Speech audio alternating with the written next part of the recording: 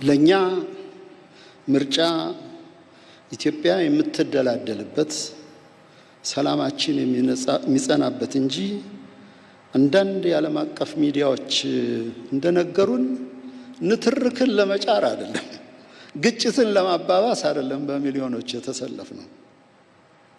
እንዲህ ሳይታክቱ የሚነግሩን ሁሉ ዛሬም ነገም ትንታኔያቸው የተሳካ አልነበረም፣ አይሆንም።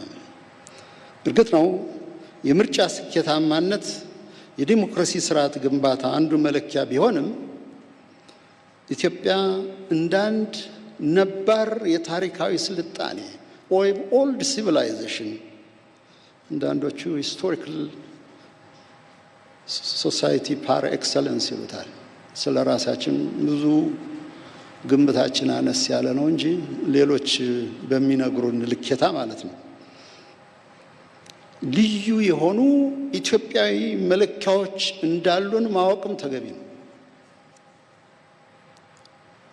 ዲሞክራሲ እንደ ፖለቲካ እንቅስቃሴ ብቻ ሳይሆን እንደ ማህበረሰብ ህብር ጭምር መገለጫ ኩነትም ነው። እናቶች፣ አባቶች፣ አዛውንቶች፣ ወጣቶች ምርጫ ላይ ሲሰለፉ እኔ ባየሁት ልኬታ እናንተም በመሰከራችሁት ድምፅ ለመጣል ብቻም ሳይሆን እርስ በርስ ለመነጋገርም ለመወያየትም ለመጠያየቅም ይህን ባህል የትም ቦታ አታዩትም። ይህ ትልቅ ተሰጥኦና እሴት ነው።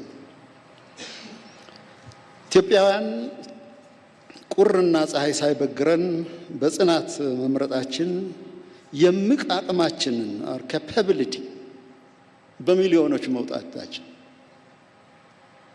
የምንችል መሆናችን የአቅማችን ፍላጻ ነው፣ ነጸብራቅ ነው።